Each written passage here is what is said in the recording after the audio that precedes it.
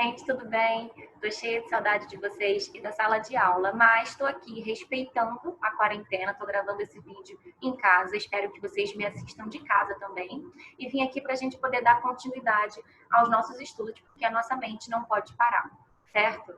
Na aula de hoje, a gente vai continuar vendo os filósofos que marcaram a Grécia Antiga. Vocês já tiveram uma aula sobre Sócrates, e na aula de hoje a gente vai ver Platão. Só para a gente poder lembrar que a gente está numa fase agora da filosofia, que é uma fase marcada pelo conhecimento propriamente dito. Tá? Por exemplo, quando a gente falou dos sofistas, para poder entender essa filosofia que surgiu na Grécia Antiga, a gente viu que os sofistas, que eram chamados professores da Grécia Antiga, eles faziam uma filosofia muito baseada na persuasão, muito baseada no convencimento. A filosofia de Sócrates e agora a filosofia de Platão não são baseadas no convencimento, são baseadas em estudos, em debates e num modelo que foi criado para poder alcançar o conhecimento e também a verdade, certo? Então vamos começar aí a falar de Platão, que particularmente é um assunto, uma aula que eu gosto bastante. Primeira coisa que a gente precisa entender, o pensamento do Platão, ele é muito parecido com o do Sócrates, porque o Platão foi discípulo de Sócrates. A gente viu também em sala que discípulo significa seguidor, significa concordar basicamente com as ideias. Inclusive, muita coisa que ficou sendo divulgada sobre o Sócrates só foi divulgada por causa do Platão. Porque o Platão, durante sua vida, ele escreveu as principais ideias, as principais obras de Sócrates. Então, aí a gente busca entender qual é a diferença, qual é o norte que vai guiar o pensamento do Platão em relação ao Sócrates. O Sócrates foi um filósofo que dizia que a verdade, que o conhecimento seriam alcançados através da dúvida, através do questionamento, né? Através da ideia de você duvidar, de você questionar, de você debater. Já o Platão, ele fala o seguinte, ele precisa achar uma filosofia, ele precisa achar uma verdade que seja absoluta, uma verdade que não passe por questionamentos, no caso, o resultado final da verdade não deveria passar mais por questionamentos, e é uma verdade que não havia sido descoberta por Sócrates, porque o Sócrates dizia que existia um processo que era cíclico, né? A gente tem um conhecimento, né? Esse conhecimento, essa ideia, ela é questionada e gera uma verdade. Essa verdade gera uma nova dúvida e assim por diante. O Platão, ele até fala que realmente a gente precisa duvidar, a gente precisa questionar. Só que essa dúvida e esse questionamento, eles precisam gerar uma verdade absoluta. E essa verdade absoluta não foi descoberta por Sócrates. Então, a ideia de Platão era fazer algo que o Sócrates não conseguiu fazer. Então, ele se questionava, está aí até no quadrinho. Como atingir algo que pudesse ser constante, eterno, não mutável, ou seja, que não mudasse, e que garantisse a confiança ao conhecimento. E aí, como resposta, como solução ao seu questionamento de buscar uma verdade absoluta, uma verdade que não mudasse mais, o Platão, ele desenvolveu uma ideia de que existiam, então, dois mundos, né? Existiam dois mundos pelos quais passavam as nossas ideias, pelos quais passavam o nosso conhecimento, até que, de fato, a verdade fosse alcançada. O primeiro mundo era o mundo material, e o segundo mundo é o chamado mundo das ideias. A gente agora vai entender o que é esse mundo material e depois o que é o mundo das ideias. Primeiro fator importante. O mundo material é um mundo no qual existem as dúvidas, existem os conhecimentos, existem os questionamentos, existe algo que não é eterno e existe algo que muda o tempo todo. Então, se existe um espaço para você questionar, para você duvidar, esse espaço é um mundo material. E aí, para a gente poder entender melhor esse mundo material e esse mundo das ideias, esse mundo material é o mundo externo.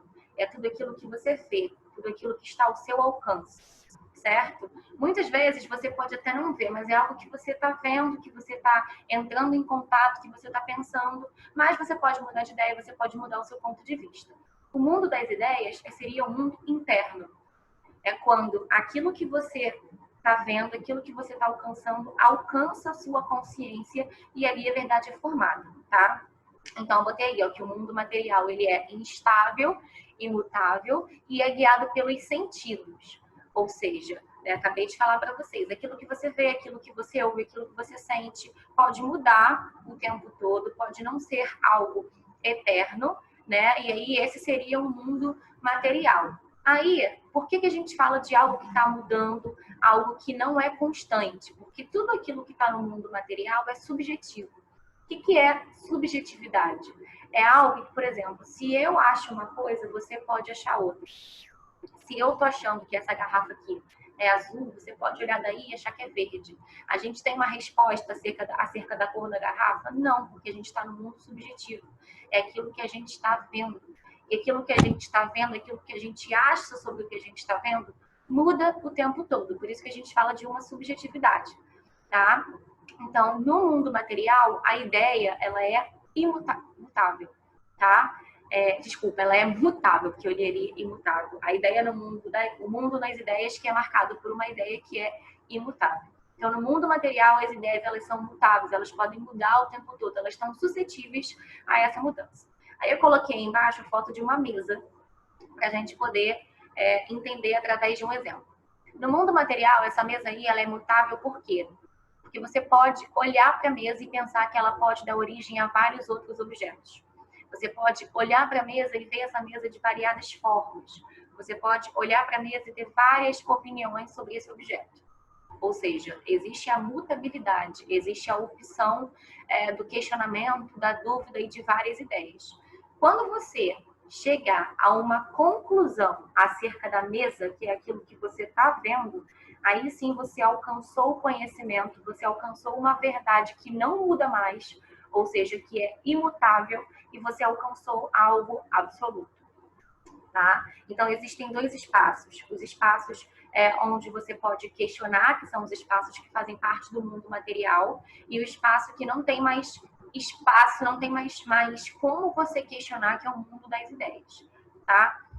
Para a gente entender melhor esse mundo das ideias, coloquei aqui ó, nesse slide, que é a coisa ela é como é, não existe mais tempo, não existe mais espaço, não existe mais como você questionar, porque a verdade, ela ali está na sua última forma, ela está no seu resultado final, certo? E aí esse mundo das ideias, ele é formado pelo raciocínio e pelo pensamento. Então você já tem uma solução, você já tem um resultado, uma conclusão acerca daquilo que você pensou e tanto questionou anteriormente no mundo material. Aí, reparem que eu coloquei um link aqui para vocês verem de um vídeo que vocês podem acessar aí do seu computador. Para ficar mais fácil, eu vou explicar para vocês o que está no vídeo. Esse vídeo, ele fala de um exemplo que o Platão criou para poder explicar essa dualidade entre o mundo material e o mundo das ideias. Ele fala de uma caverna. No interior dessa caverna, existiam prisioneiros. Prisioneiros porque ficavam presos dentro da caverna e acorrentados. Né? Eles ficavam com as mãos acorrentadas. Esses prisioneiros estavam no escuro, porque o interior da caverna era escuro, então eles não conseguiam se ver, e eles ficaram presos olhando para uma parede, que era a parede da caverna.